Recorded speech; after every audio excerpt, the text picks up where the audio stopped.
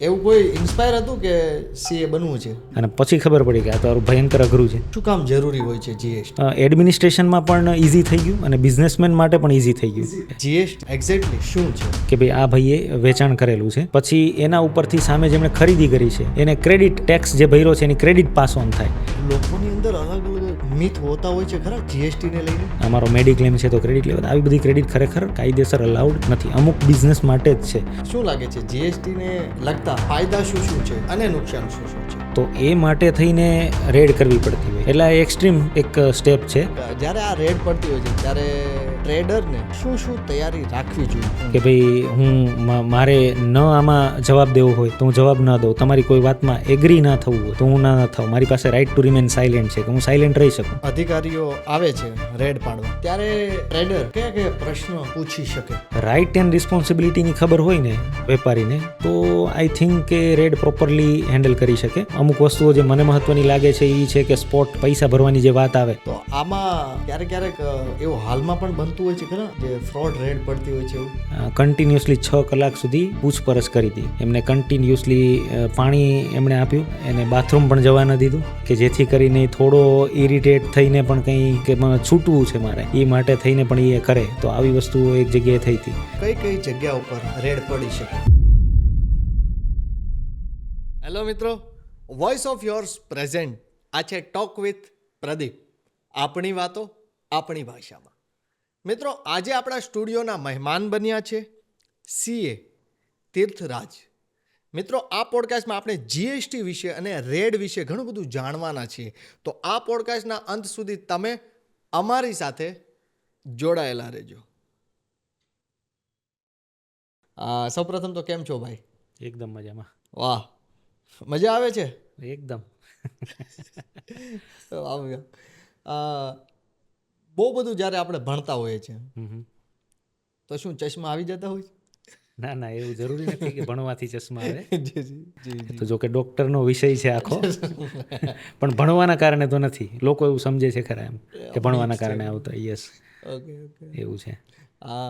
ક્યાં આમ સુરતમાં જ બધું ભણતર પત્યું તમારું? નહીં, સુરત, અમદાવાદ અને ઉના 3 સિટીમાં.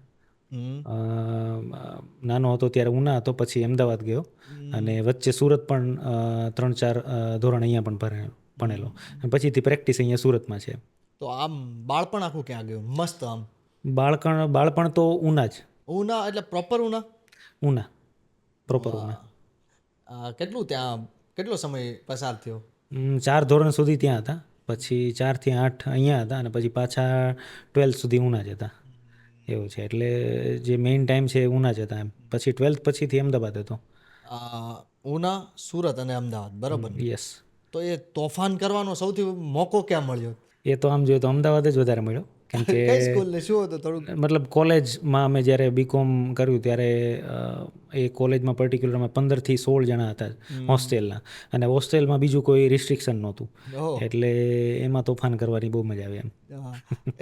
એક એવું તોફાન યાદ કરવું હોય કે હા એ આમ હાઈએસ્ટ ગણાય તો એ શું હોઈ શકે? ત્યાં પંખા તો તમે નહીં વાળ્યા હોય? નહીં. અમારે ત્યાં તો એવું હતું કે એ હદ સુધી મતલબ છોકરાઓ તોફાન કરતા કે 10મા માળ ઉપરથી આખી બેડ હોય ને સેટી, એ નીચે મૂકી દેતા. કેવો અવાજ આવે પતરા ઉપર આપણે નાખીએ એમ. એટલે આવા બધા તોફાન પણ એ સમયમાં બધા થતા. પણ અમારું નામ એમાં નહોતું.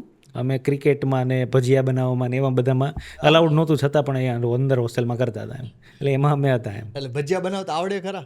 નહીં, અમે મોસમ છે અત્યારે કાપવામાં નથી કઈ સેટિંગ, નહીં તો આપણે અમે બધા સાઈડમાં હેલ્પરમાં હતા એમ, કટિંગ કરવામાં ને એમાં. અમે એક વિચારીએ એક શો એવો બનાવ્યો આપણે. વાત છે ભજીયા ઉપરનો. ભજીયા એટલે જે પણ ગેસને જે બનાવતા આવડતું હોય ને બનાવીને એકવાર ટેસ્ટ કરવાનો એમ. એ થાય કુકિંગ શો જેવું લાગે. યસ. વરસાદ પડી ગયો નહીં સુરતમાં, કેવી મજા આવે. હવે બસ એ ટાઈમ છે ભજીયાનો જ. જાઓ છો મન મૂકીને આમ નાવા? હવે ચાન્સ નથી મળતો. ભણતા હતા ત્યારે એ ચાન્સ મળતો હતો, કેમ કે અત્યારે વરસાદ આવે છે એ ખબર હોય, પણ કામ હોય ઓફિસમાં એટલે જોઈને પછી ઓફિસમાં જ બેસીએ એવું થાય.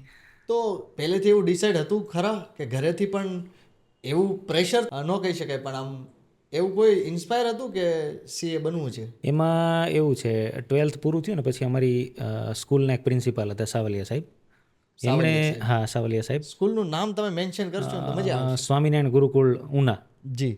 ભાવનગર રોડ ઉપર છે ત્યાં સાવલિયા સાહેબ અમારા પ્રિન્સિપાલ હતા. એ મોટિવેટ કરતા સ્ટુડન્ટને ઘણા, એટલે એમણે એવું કીધું હતું કે તારી જેવા હોશિયાર છોકરા માટે સીએ ડિગ્રી પ્રોપર છે, એની ડિમાન્ડ છે એમ. મારો ક્યારે પહેલો નંબર બીજો નંબર આવ્યો નથી સ્કૂલમાં, પણ એમને એવું લાગતું કે આ હોશિયાર છોકરો છે, અથવા તો એ મોટિવેટ કરતા, એટલે એમણે ડિગ્રીનું કીધું કે તું સીએ ડિગ્રી કરી લે. લાગવું તો જોઈએ ને, એ લાગતું જ નથી કોઈને કઈ. એટલે એમણે ઇન્સ્પાયર કર્યા ને, એટલે ખબર નહોતી કે આગળ સીએમાં કેવી રીતે છે, પણ સીધું એડમિશન લઈ લીધું અને પછી ખબર પડી કે આ તો મારું ભયંકર અઘરું છે. પછી પૂરું કરી દીધું એમ, એના જેવી વસ્તુ છે. એ સારું કહેવાય તમારી એ સમયમાં સ્કૂલમાં એ શિક્ષકોને લાગ્યું કે અમારામાં નહોતું લાગતું ઠેઠ સુધી કે અમે કહીએ તો કહેતા કે નહીં એ ડાઉટફુલ છે થોડું એમ. એટલે ઇતર પ્રવૃત્તિઓમાં ને બોલવામાં બધી હોય એટલે તરત આઈડેન્ટિફાઈ કરી લે એ લોકો, હા અધરવાઇઝ તો ખબર નહીં પડે. હા હા એવું છે. એટલે આમ તો ફાઇનલ એક ક્યારે નિશ્ચિત ક્યારે કરી નાખ્યું ફિક્સ કે ઓકે હવે બનીશ તો સીએ જ બનીશ, બીજું કંઈ નહીં? 2007 પછી બીકોમ સ્ટાર્ટ કર્યું અને પછી એના પછી સીધું સીએ સ્ટાર્ટ કરી દીધું બીકોમની જોડે જોડે. અને 1-2 એક્ઝામો આપીને ટફ હતી એટલે એમાં ટાઈમ લાગ્યો મને ક્રેક કરતા, પણ પછીથી એવું લાગ્યું કે ભાઈ ઇન્ટરમાં આવી ગયો, પેલું ફાઉન્ડેશનનું સ્ટેજ ક્લિયર કર્યા પછી ત્યારે ફાઇનલના સ્ટુડન્ટને જોતા ને ત્યારે એવું લાગતું કે આ એક કંઈક છે એમ, નોલેજ આની અંદર છે આ ફિલ્ડમાં. હજી તો આપણે ફાઉન્ડેશનની ઇન્ટરમાં છીએ, આપણને આટલું અઘરું લાગે છે, પણ એનો શું એક રોપ હશે એમ. અને સીએ થઈ ગયા પછી કેવું એમ, એવું સાંભળેલું હતું કે સીએ પછી તો ખપાળી રાખવી પડે એમ પૈસા ખેંચવા માટે. એટલે એ બધું એક મોટિવેશન ફેક્ટર હતા કે ભાઈ સીએ બનીને તો બહુ સારું છે. ફેક્ટર તમારું જોરદાર હતું, હાલો ને ખપાળીથી પૈસા ખેંચવા. એટલે એ બધા વાત કરતા જૂના લોકો. એટલે પછી એવું થયું કે આપણે સીએ થઈએ તો જ કંઈક સ્ટેટસ રહેશે, તો જ કંઈક ઇન્કમ પણ રહેશે એમ. અને ટીચર્સે પણ મોટિવેટ કરેલા, એટલે એવું નક્કી કરેલું કે ભાઈ આપણે આ જ થવું છે એમ. આપણે આ પોડકાસ્ટ આપણે કરતા હોઈએ છીએ ને તો કેવું છે કે ઘણા બધા અમે ખાસ કરીને એવા સવાલ રાખતા હોઈએ છીએ કે જે તે ફિલ્ડના વ્યક્તિ આવતા હોય છે. બરોબર. તો એવા સવાલ અમે ખાસ કરીને રાખવાનો પ્રયત્ન કરતા હોઈએ છીએ કે એ ફિલ્ડમાં આવતા વિદ્યાર્થીઓને હેલ્પ પણ થઈ શકે. બરોબર. તો આપણે વચ્ચે એક ક્વેશ્ચન એવો પણ લઈશું કે જેટલા લોકો સીએની તૈયારી કરે છે એમને તમારા થકી બને એટલું આપણે હેલ્પફુલ થશું. 100%. વચ્ચે થોડા સવાલ આપણે એવા રાખશું. કોઈ ઇશ્યુ નથી. ઓકે. એટલે તમને ગણિત વિષય સૌથી ગમતો એવું મારે? નહીં, ગણિતમાં તો મારે સૌથી ઓછા માર્ક હતા, પણ સ્ટેટિસ્ટિક અને એકાઉન્ટ આમાં મહત્વનું છે. મેઇન તો એકાઉન્ટ છે, નામું કહીએ ને હિસાબ માટે થઈને, તો એ આમાં મેઇન છે. પછીથી નવા સબ્જેક્ટ ટેક્સેશન ને એ બધા આની અંદર આવે, એટલે એમાં થોડું ધ્યાન આપીએ તો થઈ જાય. ગણિત એટલું બધું કદાચ જરૂરી નથી, કેમ કે બધું કેલ્ક્યુલેટર અને કોમ્પ્યુટર ઉપર જ હવે આવે છે, એટલે કદાચ નહીં આવડતું હોય તો પણ થઈ જાય. પણ એકાઉન્ટમાં અને ટેક્સમાં રસ જોઈએ ખરો એમ, એના જેવી વસ્તુ છે. કેમ કે ઘણા બધા અમારી જેવા એવા હોશિયાર વિદ્યાર્થીઓ હશે જેને સીધું ઉપરથી જતું હશે ગણિત વિશે. ગણિત આવડતું હોય તો વધારે સારું છે, પેલા સ્ટેજ ઉપર એ કામમાં લાગે. બાકી એકાઉન્ટ હોય તો ચાલે. ખ્યાલ હતો ખરા એ સમયે કે જીએસટી ના મેન્ટર બનશો કે આવું કાંઈ પણ ખ્યાલ હતો? નહીં, 7મા કોઠે પણ નહીં.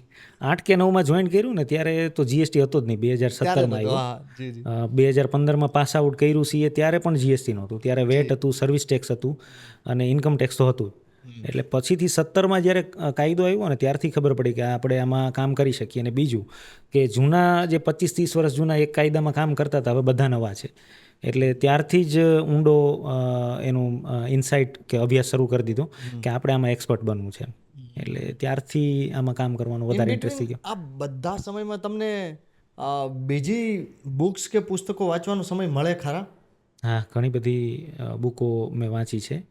ઘણા બધા અલગ અલગ મોટિવેશન ઉપર છે, કે કોઈ મન ઉપર છે, કે ફિલોસોફી ઉપર છે, કે આધ્યાત્મ ઉપર છે. ઘણી બધી બુકો વાંચી છે. અત્યારે મારી પાસે 150-150 બુકો તો હશે. ઓહો, એના જેવી વસ્તુ. શું કેવું છે મનને કાબૂમાં રાખવું? અત્યારનું ખાસ કરીને યંગસ્ટરમાં એ જ હોય છે કે ભાઈ ગોલ બધાના મોટા હોય છે. યસ. અને બધાને સક્સેસફુલી એને હાસિલ તો કરવું જ હોય છે. યસ.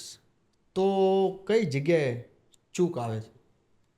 ચૂક તો મેઇન વસ્તુની એ જ છે કે ભાઈ એક જગ્યાએ ફોકસ નથી કરી શકતા. એનું રીઝન છે કે ગોલ બહુ મોટો હોય અને ઘણી વખત રિયાલિસ્ટિક પણ ન હોય. Realistic ના હોય. યસ એટલે થોડો ટાઈમ મહેનત કરે પછી એને એમ નેગેટિવિટી જે ફિલ્ડની દેખાય ને કે ભાઈ આમાં તો આવું છે એટલે એનો આધાર લઈને ફિલ્ડ છોડી દેતા હોય પણ બલકી હરેક ફિલ્ડમાં નેગેટિવિટી તો હશે જ. યસ હોય જી પણ કેવું છે કે એક નક્કી કર્યું હોય ને કે ભાઈ આ વસ્તુ કરવી છે એટલે પછી એ નેગેટિવિટીમાંથી કેમ ઉપર આવવું એ જોઈ લેતા હોય જનરલી અને બાકી તો કેવું છે કે ગોલની બાબતમાં આપણું આધ્યાત્મ કહે છે કે પ્રગમનશીલ ધ્યેયવાદ હોવો જોઈએ કે એક ગોલ તમે રાખ્યો એને અચીવ કરો એટલે બીજો ગોલ આગળ તમે ઉપરનો પકડો આમે પહેલાં કોઈને ખબર હોતી નથી ક્યાં સુધી પહોંચશું ઘણી વખત આપણે જોઈએ ને કે રિલાયન્સ સ્ટાર્ટ થઈ તો વિમલ કે આ કપડાથી એમણે સ્ટાર્ટ કર્યું હતું અત્યારે એ ધંધો એ નથી કરતા કે બિઝનેસમાં નથી તો ઘણી વખત શરૂઆત કેવી છે એ મહત્વનું નથી એમ અને ચોખ્ખી વાત છે ને તમે ઊભા છો ત્યાંથી તમને દેખાશે કેટલું. બસ એ જ વાત છે આગળ કંઈ પહોંચો પછી આગળનું દેખાય એમ હા એટલે ત્યાં સુધી બી પહોંચી જઈએ ને શોર્ટ ટર્મ ગોલ કોઈ બી હોય એ ત્યાં સુધી પહોંચીને પછી આગળનું ખ્યાલ આવે એમ એવું કોઈ ફોર્મ્યુલા આપણે રેડી કર્યું તો ખરા કે ઓકે ઓન પેપરે કોઈ એ ટાઈપનું આખું પ્લાનિંગ રેડી કર્યું હતું કે આ સ્ટેપ સુધી એક અહીંયા સુધી પહેલાં પહોંચી જવું છે પહેલો તો ગોલ એવો જ હતો કે સીએ થઈ જવું છે કમ્પ્લીટ બધું. યસ કેમ કે અમારે 11-12માં બે સાહેબો હતા એક દવે સાહેબ ને એક પરમાર સાહેબ એમણે એવું કીધું હતું કે તારી આર્ગ્યુમેન્ટ ને તર્ક સોલિડ હોય છે તો તું કોઈ વકીલ મોટો અથવા તો રાજનેતા બનીશ પણ હવે ત્યારે તો એ ખબર નહોતી કે આમાં કઈ રીતે આગળ વધાય એટલે સીએ ડિગ્રી પતી ને પછી એવું લાગ્યું કે આપણે આ કામ કરવા છે અને એ સ્ટાર્ટ કર્યા વેટ અને સર્વિસ ટેક્સ ને ઇન્કમ ટેક્સના કામથી નાના મોટા પછીથી ધીમે કરતાં જેમ ચાન્સ મળતા ગયા એમ આગળનું અત્યારે અમારે પણ ગોલ છે 5 વર્ષનો આગળ અમે એક ગોલ પૂરો કર્યો અત્યારે 2030 સુધીનો પણ અમારે એક ગોલ છે અને ત્યાંથી પછી અમે જોઈ શકશું કે આગળ શું કરવું છે તો એ રીતે હું તો એવું માનું છું 2-5 વર્ષના ગોલ નક્કી કરી ત્યાં પહોંચીને પછી આગળનો કોઈ યસ તો કેવું છે કે મનથી ના હારી જાય માણસ મોટો આખો લાઈફ ટાઈમનો કોઈ ગોલ બનાવ્યો હોય અને એમાં ઘણી વખત એ અચીવ ના થાય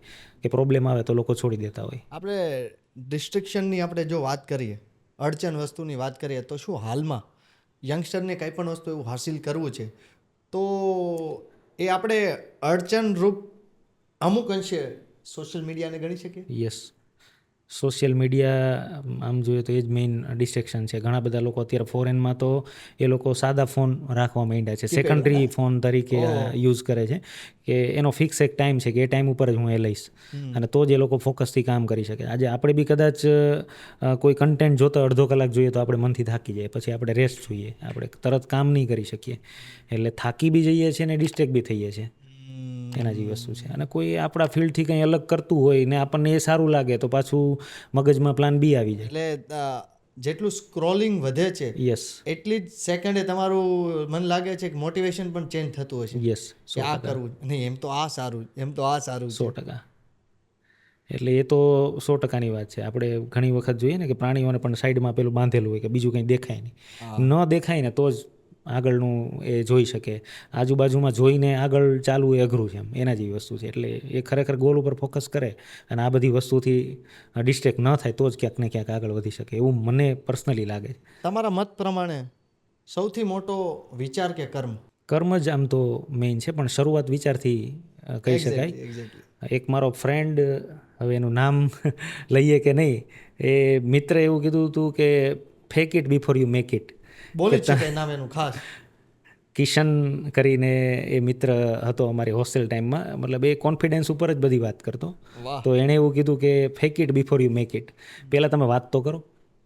એક ફિલોસોફરે એવું કીધું કે તમારો બુદ્ધિનો કૂદકો હશે ને તો તમે વિચાર કરી શકશો અને વિચાર કરી શકો તો જ તમારામાં તાકાત છે કે હાસિલ કરી શકો તો બુદ્ધિનો કૂદકો ક્યારે હોય વિચાર શક્તિ હોય તો એટલે વિચારથી શરૂઆત થાય એમ બાકી તો કર્મ પછી બાકી એવું કહે ને શેખ સલી જેવા વિચારો કેમ કરે છે એમ તો એ કહ્યું કે ખાલી વિચાર કરવાના કર્મ નથી કરવા એટલે બંનેનું ઇમ્પોર્ટન્ટ છે શરૂઆત વિચારથી થાય ત્યારે જ કર્મ બંધાય છે તમારો વિચાર કેવો છે એના આધારે કર્મો થાય છે.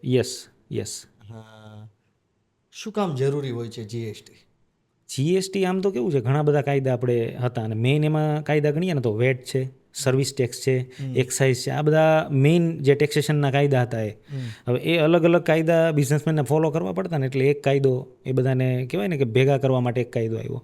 અને હવે બિઝનેસમેનને એક જ જીએસટી ફોલો કરવો પડે એટલે થોડું એડમિનિસ્ટ્રેશનમાં પણ ઇઝી થઈ ગયું અને બિઝનેસમેન માટે પણ ઇઝી થઈ ગયું. ઇઝી થઈ ગયું. ઓફિસર લેવલે અથવા તો ગવર્મેન્ટ લેવલે બી આ 3-4 ડિપાર્ટમેન્ટ નહીં ચલાવવાના. આમ તો 15-20 કાયદાઓ આની અંદર આવી ગયા છે પણ એ મેજર નથી. એમ મેજર આ 3 એક જ નહીં તો છે. આ 10 થી 15 કાયદા હતા. યસ, હા, કે જેમાં નાનું મોટું ટેક્સેશન કલેક્શન થતું હતું એ છોડીને આજે જીએસટી આવ્યા છે.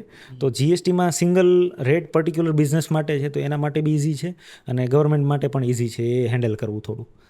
અને ટેક્સેશન સ્ટ્રક્ચર સમજવું બી ઇઝી છે બધા માટે એવું છે. જી જી જી. એટલે જીએસટી એક્ઝેક્ટલી શું છે? આમ તો હવે એટલા સમયથી જે ન્યૂઝમાં અને મીડિયામાં આવે છે એટલે બધાને ખબર છે કે ફૂલ ફોર્મ શું છે. ગુડ્સ એન્ડ સર્વિસ ટેક્સ, આ એ ખરેખર એ ટેક્સનું નામ છે, ફૂલ ફોર્મ છે. મેન્યુફેક્ચરથી લઈને ફાઇનલ કન્ઝ્યુમર સુધી ટેક્સેશનની એક સાયકલ છે પણ એમાં કોઈ ડબલ વખત ટેક્સ નથી ભરાતો. આજે તમે મેન્યુફેક્ચર છો, મને માલ વેચો તો તમે જીએસટી ચાર્જ કરશો, એના ઉપર લગાડશો પણ યસ તમે લગાડશો, શરૂઆત ત્યાંથી થાય. પછી હું આજે કોઈ ડીલર છું, હું નીચે માલ આપીશ ને ત્યારે હું જીએસટી ચાર્જ કરીશ પણ પાછો તમે જે મને ચાર્જ કરેલો છે ને એ જીએસટી હું ગવર્મેન્ટ પાસેથી ક્રેડિટ તરીકે પાછો લઈ લઈશ. ઓકે. એટલે મારે તમારી ત્યાં બી ટેક્સ ભર્યો ને નીચેથી કલેક્ટ કરીને ભરો એવું બંને જગ્યાએ નહીં થાય.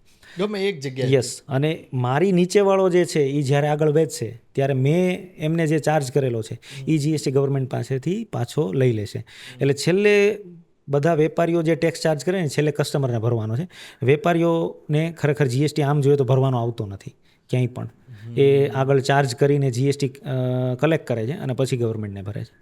તમે 10,000નું કામ કરતા હોય તો તમારે એમાંથી જીએસટી ભરવાનો નથી, તમે એના ઉપર 18% લગાડશો અને એ 1,800 જે તમે અલગથી કલેક્ટ કરો છો એ તમે ગવર્મેન્ટમાં ભરો છો. એના જેવી વસ્તુ છે. એટલે ક્યાંય પણ વેપારીઓ અલગથી જીએસટી ભરતા નથી, એના જેવી વસ્તુ છે. એટલે એ આખી એક સાયકલ છે જીએસટીની, ટેક્સ કલેક્શનની. જીએસટી ફાઇલ કરવાની એક્ઝેક્ટલી પ્રોસેસ શું હોય છે? જનરલી જે રિટર્ન છે ને એ 1 ને 3B રિટર્ન રેગ્યુલર મંથલી ભરાતા હોય છે.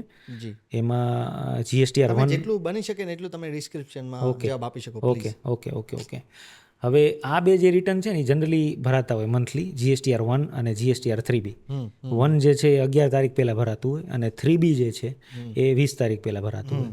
અને જીએસટીઆર 1 જે છે એમાં બિલ વાઇઝ આખો ડેટા જતો હોય કે ભાઈ કેટલા બિલો છે, કેટલા માલ પરત થયેલો છે, એ બધું જીએસટીઆર 1માં ડેટા જાય.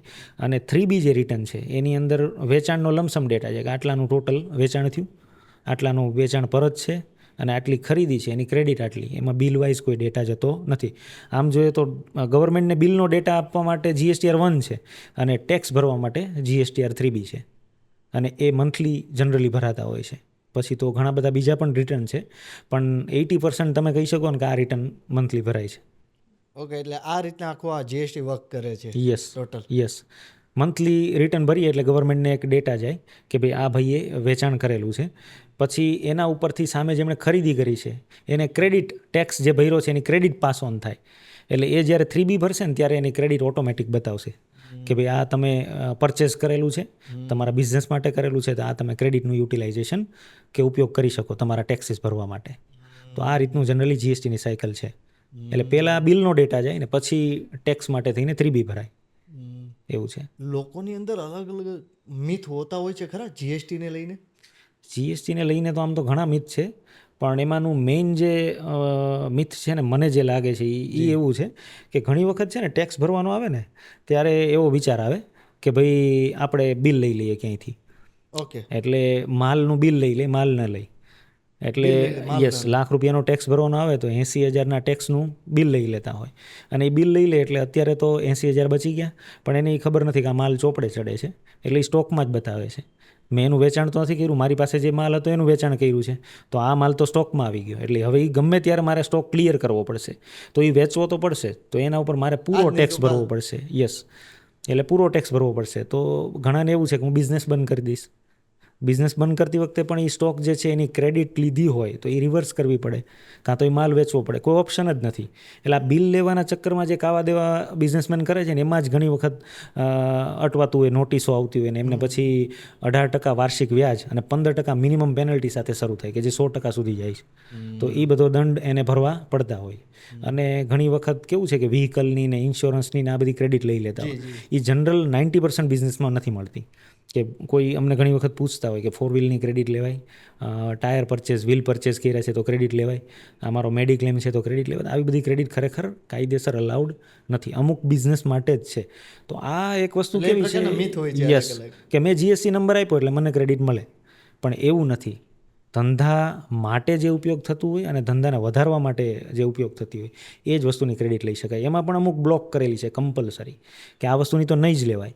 એક 17(5) કરીને કલમ છે, એમાં એમણે બ્લોક કરેલી છે કે ભાઈ આ ક્રેડિટ તો તમે ધંધા માટે અથવા ધંધાને વધારવા માટે તમે કદાચ આ વસ્તુનો યુઝ કરતા હોય ને તો પણ ક્રેડિટ નહીં લઈ શકાય એમ. એટલે નિયમો સ્ટ્રિન્જન્ટ છે ઘણા બધા. તો એ એક મિથ જે છે ને એ નીકળવું જોઈએ, મારું એવું માનવું છે. થોડુંક કાયદેસર જવું જોઈએ. તો આમાં એવું હોય છે કે કેટલા વર્ષે કાયદા ચેન્જ થતા હોય છે ખરા? આમાં પણ જીએસટીમાં પણ? જીએસટીમાં છે ને આમ તો દર વર્ષે અમેન્ડમેન્ટ આવતા હોય. અમેન્ડમેન્ટ એટલે સુધારો. જી. અને જનરલી બજેટ આવે ને ત્યારે અમુક નવી વસ્તુઓ થતી હોય એની અંદર કે મેજર ચેન્જીસ આવતા હોય, કેમ કે પ્રપોઝલ હોય આખા વર્ષની અલગ અલગ. અધરવાઇઝ કેવું છે કે કાઉન્સિલની મિટિંગ મળે છે, જીએસટી કાઉન્સિલની. એમાં બધા સ્ટેટમાંથી પણ સદસ્યો હોય છે અને નિર્મલા સીતારામન જે ફાઇનાન્સ મિનિસ્ટર છે એ પણ બેસે છે. એમાં જે પણ રિકમેન્ડેશન આવેલા હોય નીચેથી બધા, આપણે કેમ સુરતમાં એક ચેમ્બર છે ત્યાંથી પણ રિકમેન્ડેશન જતા હોય, તો એ રિકમેન્ડેશન ઉપર જે ચર્ચા થાય અને પછી જે સુધારો આવે તો એ કાઉન્સિલ જે છે એ સજેસ્ટ કરશે કે આ ચેન્જ કરો તમે. અને પછી જીએસટી નોટિફિકેશન દ્વારા આ સુધારો લાગુ પડતો હોય.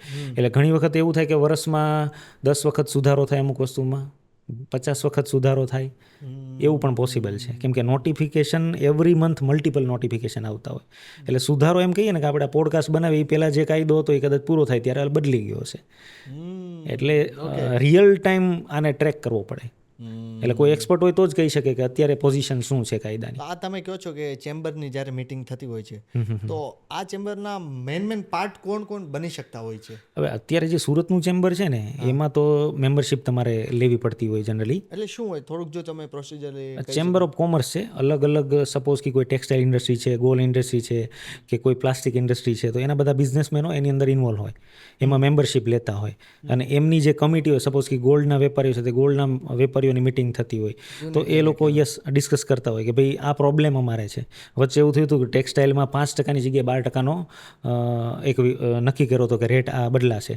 પછી બધી જગ્યાએથી વેપારી એસોસિએશન આપણે જે કહીએ ને એ ચેમ્બર, એમણે વિરોધ કર્યો કે ભાઈ આ અમને અગવડો પડશે, અને એટલે પછી પાછું એ જે ચેન્જ થયેલો રેટ છે એને પણ બદલાવવો પડે. યસ. એટલે એ લોકો એવું જ જોવે છે કે ટ્રેડ એન્ડ ઇન્ડસ્ટ્રી જે છે એમને ફાયદામાં આપણે કંઈ કરીએ. આપણે ટેક્સ તો કલેક્ટ કરવાનો જ છે, પણ એવું નહીં કે બધાને દમન કરીને. એની સાથે એને સોલ્યુશન ને પ્રત્યુત્તર સક્સેસ કેવી રીતે મળે. યસ.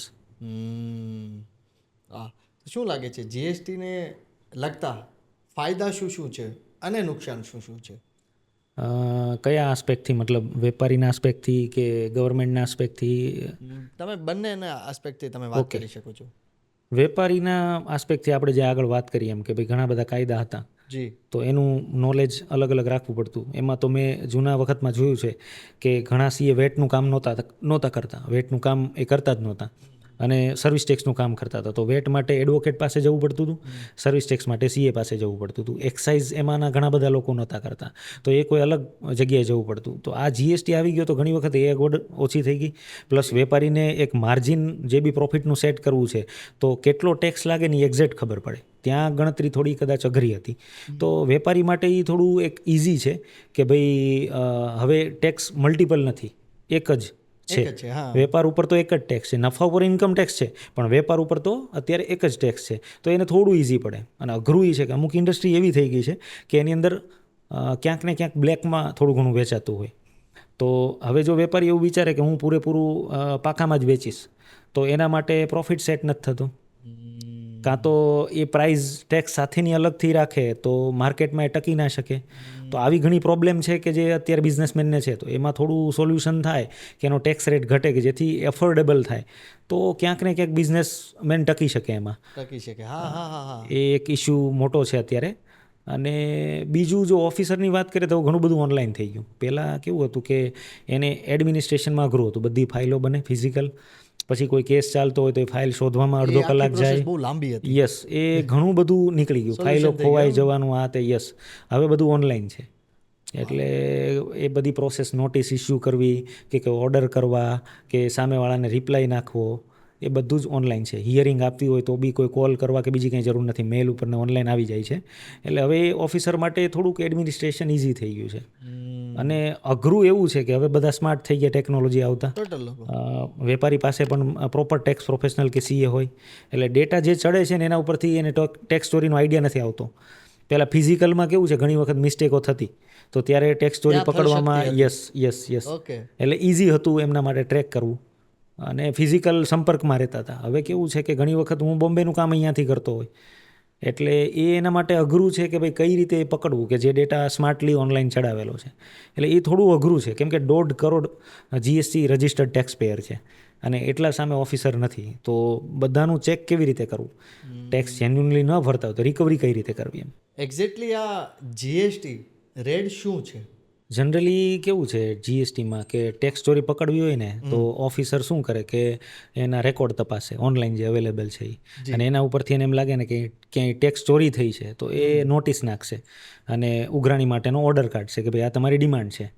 પણ એનાથી બધું પકડાતું નથી. એટલે એ શું કરશે કે ભાઈ મારે જો આ ટેક્સ ચોરી પકડવી હોય તો ત્યાં જ મારે જવું પડશે. તો એકચ્યુઅલમાં જે થાય છે એનું કાચાનું કદાચ વેચાણ છે તો એની બિલ બુકો કદાચ હાથમાં આવી જાય. કદાચ એવું થાય કે રોકડા પૈસા કોઈ છે તો એ મારા હાથમાં આવી જાય. કદાચ ત્યાં અમુક મશીનો પડેલા હોય તો મને ખબર પડે કે આનું આ પણ કામ ચાલે છે ને એ તો આ ચોપડે છે નહીં. તો એ માટે થઈને રેડ કરવી પડતી હોય. એટલે આ એક્સ્ટ્રીમ એક સ્ટેપ છે કે જે જીએસટીમાં ટેક્સ ચોરી પકડવા માટે લેવામાં આવે છે. જીએસટી રેડ ક્યારે થતી હોય છે? ઘણા બધા એના કારણો છે, પણ જો એમાંના મહત્ત્વના કારણો હોય ને તો ઓફિસરને કે કોઈ ઉપરની ઓથોરિટીને એવું લાગે કે અહીંયા ટેક્સ ચોરી થાય છે, સેલ્સ દબાવે છે આ લોકો, કે ક્યાંય માલ મોકલતા હોય ને ઈ-વે બિલ ન બનાવ્યું હોય ને 2-4 વખત પકડાઈ જાય તો એને ખબર પડી જાય કે આ વેપારીનું આવું જ કામ છે. બીજું એક ઇન્ટેલ ક્યાંયથી મળે, એના જ ઇન્ટરનલ ડિપાર્ટમેન્ટમાંથી.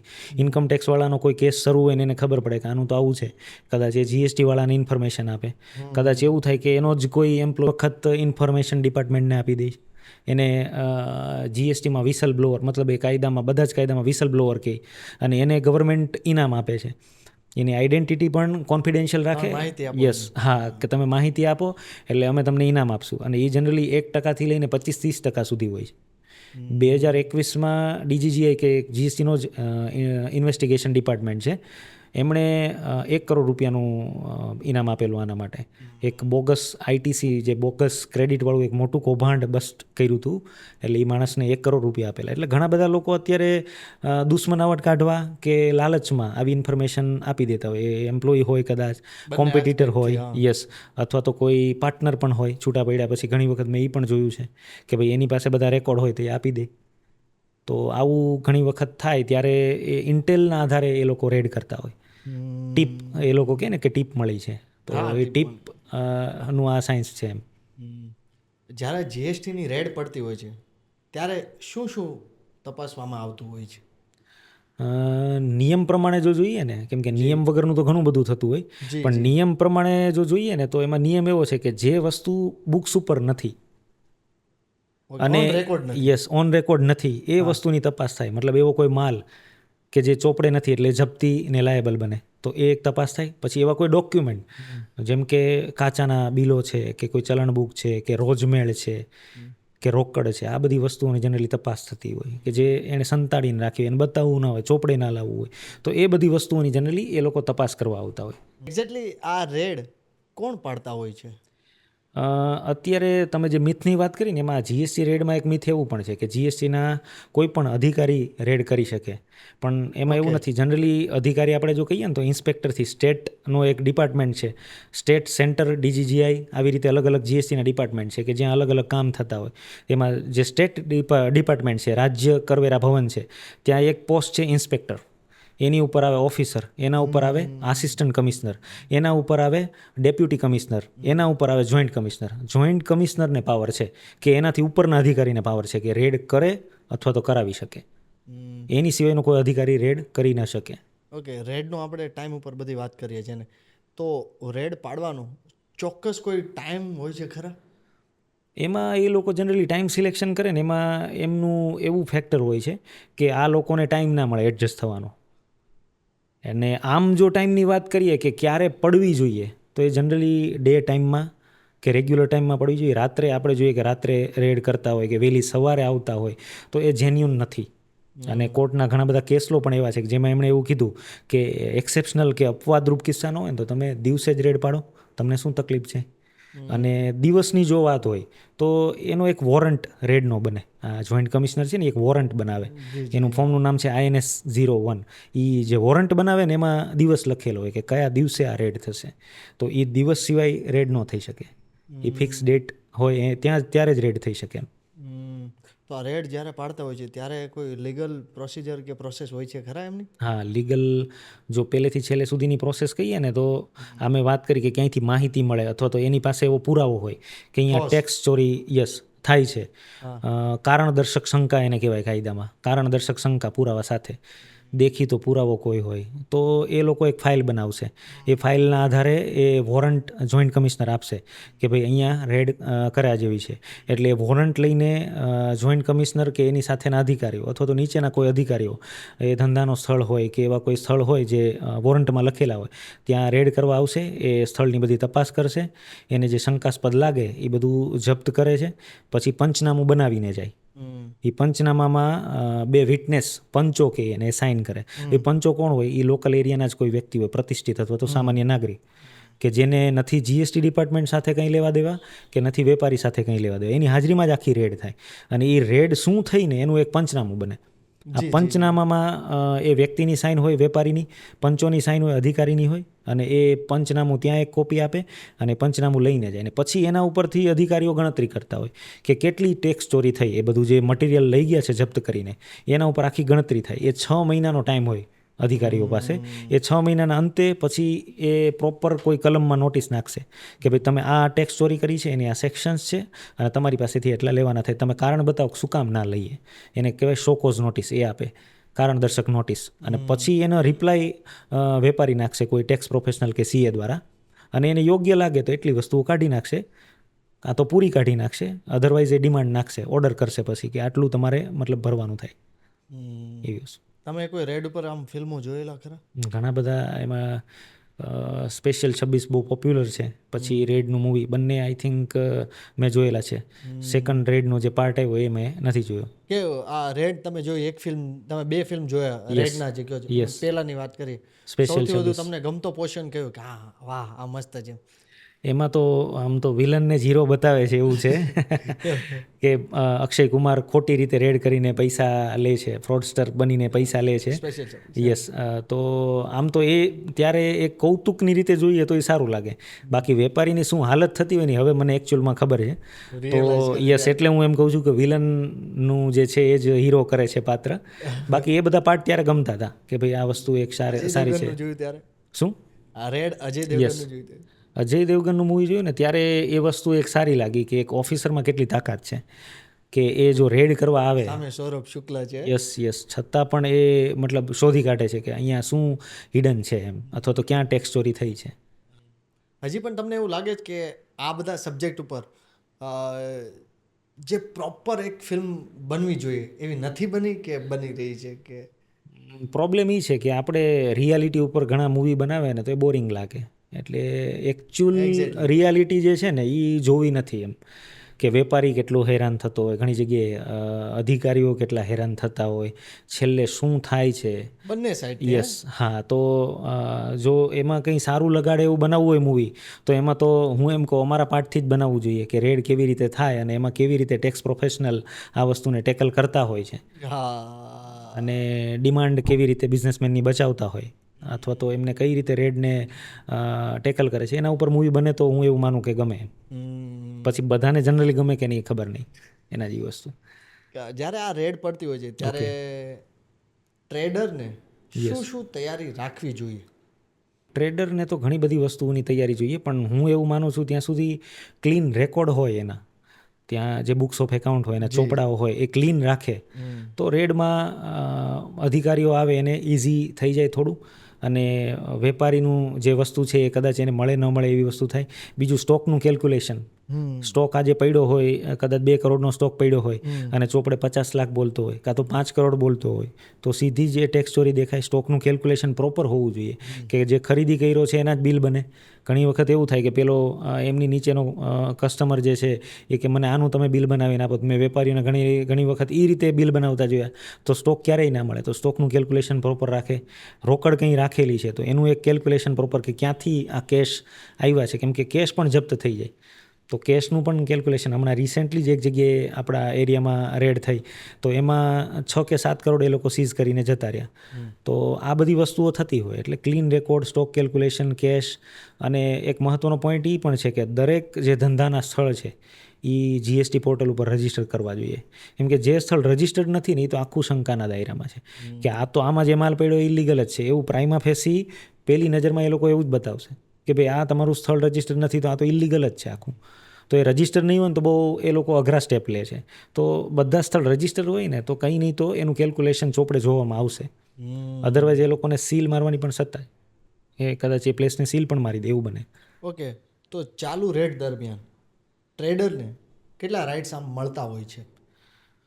રાઇટ્સ તો ઘણા બધા છે, પણ મહત્ત્વના જો આપણે રાઇટ્સ જોઈએ ને તો મતલબ દબાણથી એની પાસે સ્ટેટમેન્ટ ના લે એ એનો એક રાઇટ છે કે ભાઈ હું મારે ન આમાં જવાબ દેવો હોય તો હું જવાબ ન દઉં. તમારી કોઈ વાતમાં એગ્રી ના થવું હોય તો હું ના થાઉં. મારી પાસે રાઇટ ટુ રિમેન સાયલેન્ટ છે કે હું સાયલેન્ટ રહી શકું.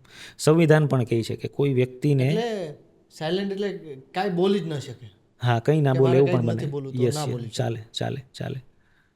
એક સંવિધાનનું આર્ટિકલ છે એવું કહે છે કે કોઈ વ્યક્તિને પોતાના વિરુદ્ધ પુરાવા આપવા માટે દબાણ ન કરવું જોઈએ.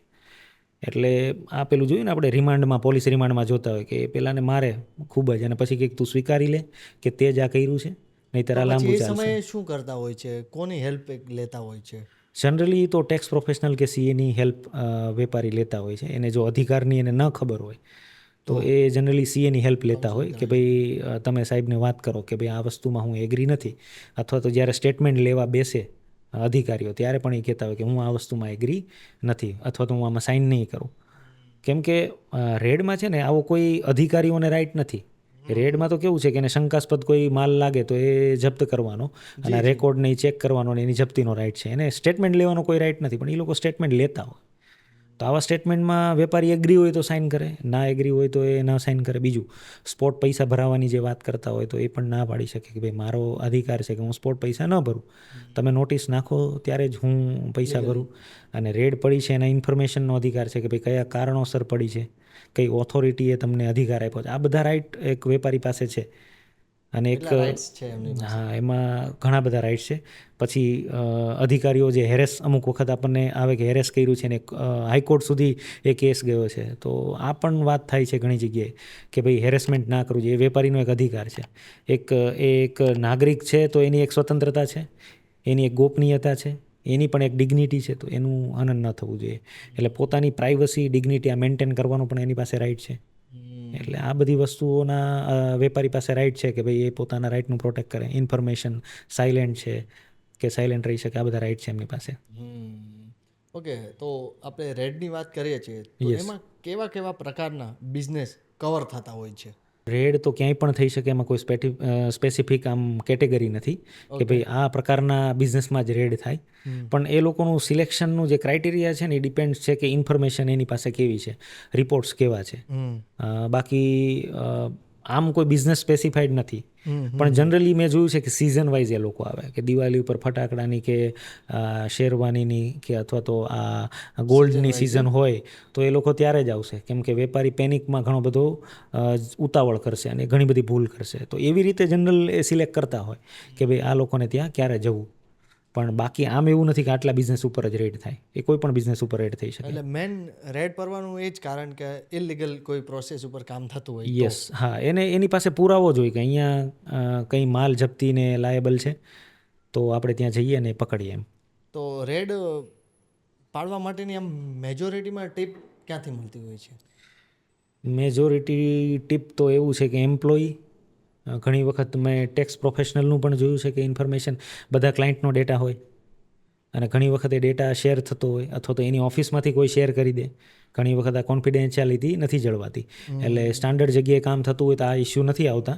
અધરવાઇઝ આ પણ એક પ્રશ્ન છે કે એમ્પ્લોયી આપે, ટેક્સ પ્રોફેશનલ ઘણી વખત ડેટા આપી દેતો હોય અથવા તો ઘણી વખત કોમ્પિટિટર આ ડેટા આપતા હોય, એમની પાસે ઇન્ફોર્મેશન મળે તો આ વસ્તુઓ છે કે જેના કારણે જનરલી રેડ પડતી હોય. ઓકે, જ્યારે અધિકારીઓ આવે છે રેડ પાડવા, ત્યારે ટ્રેડર કયા કયા પ્રશ્નો પૂછી શકે? જનરલી તો જે એજ્યુકેટેડ છે અથવા તો જેણે આવી કોઈ ટ્રેનિંગ લીધી છે, અમે અત્યારે ઘણા બધા સેશન કર્યા છે આના ઉપર વેપારીઓના, કે પ્રી રેડ ટ્રેનિંગ શું, તો કે ભાઈ યસ અમે ટ્રેનિંગ આપીએ છીએ કે ભાઈ પ્રી રેડ તમારે રાઇટ્સ કેટલા ખબર હોવા જોઈએ. યસ, એમના રાઇટ, એમની રિસ્પોન્સિબિલિટી એ પણ જાણ હોવું જોઈએ.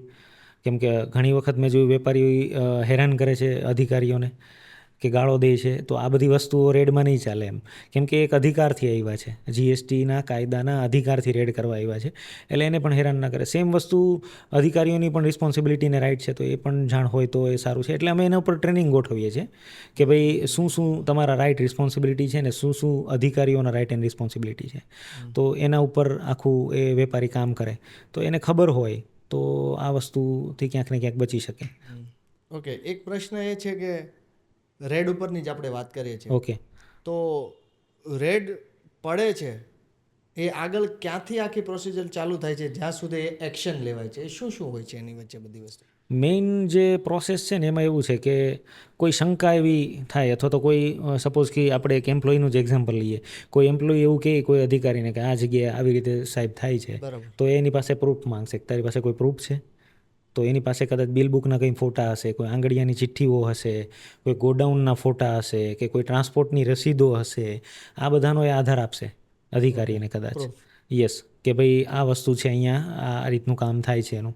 એટલે અધિકારી જે પ્રોપર મેં વાત કરી કે જોઈન્ટ કમિશનર પાસે અધિકાર કે એના ઉપરના અધિકારી પાસે અધિકાર છે, તો ત્યાં એ બધા પ્રૂફ લઈને જશે કે સાહેબ આ જગ્યાએ ટેક્સ ચોરી થાય છે. એટલે એને જરૂર હશે એવા બીજા કદાચ પુરાવા પણ મંગાવશે અને એ બધા પુરાવાઓ એકઠા કરી એ આખું રીઝનિંગ લખશે, કારણો બધા કે ભાઈ આમાં આ વસ્તુ થાય છે, આને એના પુરાવા છે, અને એના આધારે કે ફાઇલની નોટેશન બનાવી પછી વોરંટ ઇસ્યુ કરશે.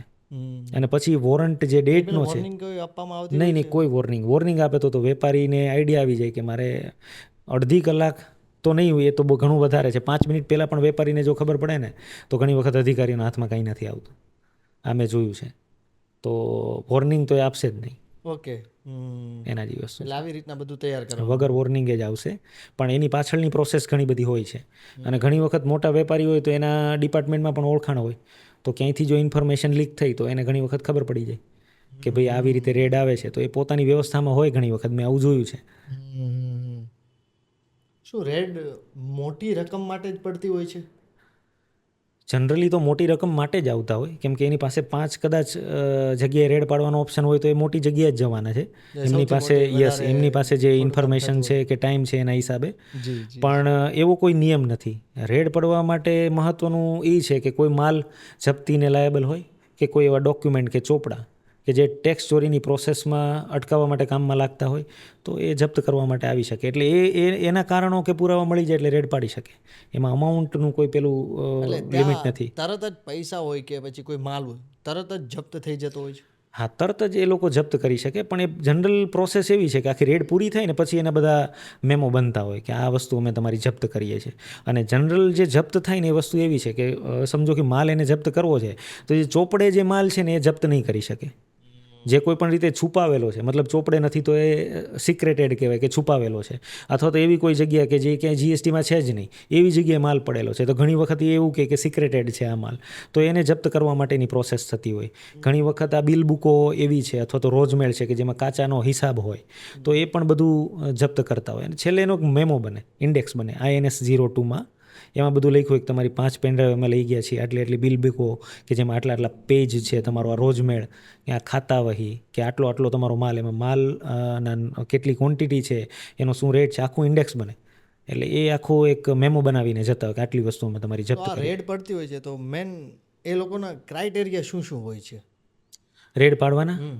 રેડ પાડવાનો એક જ ક્રાઇટેરિયા કે માલ જપ્તીને લાયબલ હોય, કાં તો ડોક્યુમેન્ટ અમને લીગલ કોઈ પ્રોસેસમાં ટેક્સ ચોરીમાં કામમાં લાગે. આ 2 ક્રાઇટેરિયા છે. એની પાસે એના પુરાવા મળે ને એટલે પરમિશન લઈને જનરલી રેડ કરતા હોય, વોરંટ લઈને. મેઇન ક્રાઇટેરિયા એ જ છે કે ટેક્સ ચોરી. ઓકે, રેડ ગમે ત્યારે પડતી હોય છે તો અચૂક શું ધ્યાનમાં રાખવું જોઈએ? રાઇટ એન્ડ રિસ્પોન્સિબિલિટીની ખબર હોય ને વેપારીને, તો આઈ થિંક કે રેડ પ્રોપરલી હેન્ડલ કરી શકે.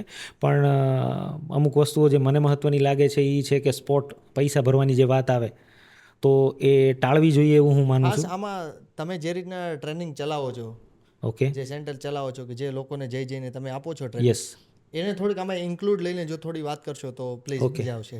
એટલે અમે જે વેપારીઓને ટ્રેનિંગ આપીએ છીએ ને એમાં એ ટ્રેનિંગ આપીએ છીએ કે લીગલી તમારા રાઇટ્સ શું છે.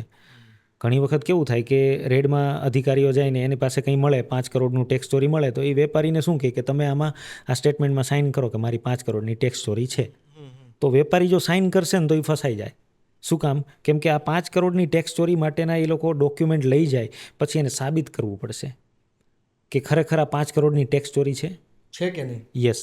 અને એના પુરાવાઓ ઘણી વખત ભેગા કરવા કે પૂરા પુરાવાઓ એની પાસે હોય પણ નહીં, તો એના આધારે કદાચ સાબિત ન થઈ શકતું. બીજું ઘણી વખત એવું થાય કે 1-2 જગ્યાએ હું તમને જે વાત કરું એ જગ્યાએ ખોટી રીતે રેડ થઈ હતી, વોરંટ વગર. તો વોરંટ વગર જે રેડ થઈ હોય ને એમાં કદાચ ઘણા બધા કેસ લો છે એના, હાઈકોર્ટ, સુપ્રીમ કોર્ટના, એ રેડ છોડવી પડે. કદાચ 15, 20, 25 કરોડનું પણ એમને અમાઉન્ટ એવું મળે કે ભાઈ અહીંયા ટેક્સ ચોરી થઈ છે, છતાં પણ એને રેડ છોડવી પડે. હવે એ વેપારીએ જો સાઇન કરી દીધું ને સ્ટેટમેન્ટ, તો એ પુરાવો થઈ ગયો એક, પછી એને કંઈ સાબિત કરવાની જરૂર નથી. એટલે એક પુરાવાના આધારે જ આખું એમનું ભરણું સાબિત થઈ જાય. એટલે આવી સ્ટેટમેન્ટમાં સાઇન કરતાં પહેલાં એક વખત વિચારવું કે ટેક્સ પ્રોફેશનલની હેલ્પ લેવી કે ખરેખર આમાં આ બધું લીગલ ચાલે છે કે કઈ રીતે કરવું. બીજું, ઘણી વખત મેં એવું જોયું કે અમાઉન્ટ લાગતું હોય 3-4 કરોડનું, તો વેપારીને અધિકારીઓ એવું કે ભાઈ તમે આમાં થોડું ઘણું બાંધછોડ કરીને ભરી દો, તો આપણે આગળ પ્રોસેસ નથી કરવી, અમે પણ થોડા રિઝનેબલ છીએ, તમે ભરી દો. અને વેપારીઓ ઘણી વખત ભરી દેતા હોય પ્રેશરમાં આવીને કે ભાઈ આ તો પેલું કેમ એન્ડ ઓફ સિઝન સેલ હોય કે આજે છેલ્લો દિવસ છે, એટલે વેપારી કે અમે ગયા એટલે પૂરું. તો વેપારીને બી એવું થાય કે અહીંયાથી ગયા એટલે પછી આપણે હાથમાં કંઈ છે નહીં, લઈને બધું જતા રહેશે, એટલે આપણે અત્યારે પૈસા ભરી દઈએ તો આપણે હેરાન ઓછા થઈશું. તો ઘણી વખત એ સ્પોટ પેમેન્ટ કરી દેતા હોય. આવો કોઈ અધિકાર જ નથી રેડમાં. સ્પોટ પેમેન્ટ કરાવવાનો ખરેખર રેડમાં કોઈ અધિકાર નથી. ખાલી તપાસ અને જપ્તીનો અધિકાર છે. સ્ટેટમેન્ટ લેવાનો પણ અધિકાર નથી, પૈસા ભરાવવાનો પણ અધિકાર નથી, ધમકાવવાનો પણ અધિકાર નથી, કોઈ પણ અધિકાર છે નહીં. ખાલી તપાસ અને જપ્તી બેનો જ અધિકાર છે. પણ જોવા શું મળે કે ભાઈ આવે એટલે બધાના ફોન લઈ લે, પછી કે તમે અહીંયા બેસી જાઓ, કોઈ હલતા નહીં, અમે જ્યાં સુધી ન કહીએ ત્યાં સુધી. મેં તો ઘણી વખત એવું જોઈએ, કોઈ મોટી ઓફિસો હોય ને તો એમાં વેપારીને એની સીટ ઉપરથી ઊભો કરતા હોય અને ત્યાં કોઈ અધિકારી બેસી જાય, એટલે એના ઉપર એક માનસિક પ્રેશર આવે કે હવે મારા કંટ્રોલમાં કાંઈ જ નથી. તો આ ઘણી વખત એવું પ્રેક્ટિકલી બનતું હોય ને કે વેપારી એકદમ પ્રેશરમાં આવી જાય. અને પછી કેવું થાય કે આ બધું લખાણ છે કે પૈસા ભરવાની વાત છે એ બધી 11-12 વાગ્યા પછી થાય રાત્રે. એટલે એ આખા દિવસના સ્ટ્રેસમાંથી એણે એક નિર્ણય ઉપર આવી ગયો કે હવે મારે આમાંથી છૂટવું છે. એટલે એ છૂટવા માટે પછી આ બધું કરતા હોય. કોર્ટમાં ઘણા બધા કેસ લો છે કે આવી રીતે ભરાયેલા પૈસા પણ લીગલ નથી, આવી રીતે લીધેલું સ્ટેટમેન્ટ પણ લીગલ નથી, પણ આ બધું થાય છે. અને વેપારીની ઘણી વખત એની ખબર નથી હોતી કે આ બધું મારી જોડે થઈ ગયું તો એનું શું કરવું. એટલે અમે આ બધું પહેલાં ટ્રાય કરીએ છીએ કે તમારી પાસે લીગલ આ વસ્તુઓ છે, એટલે તમે પેનિકમાં આવી અને આ બધી વસ્તુઓ નહીં કરો. એ રેડ કરવા આવે તો એને પૂરો સપોર્ટ કરો કે ભાઈ એને કંઈ ડોક્યુમેન્ટ જોઈએ છે તો તમે આપો. કોઈ કબાટ, કોઈ ચોરી કરી નથી, યસ, કબાટ ખોલવાના છે તો તમે ખોલી દો કંઈ કે ભાઈ આમાં શું છે.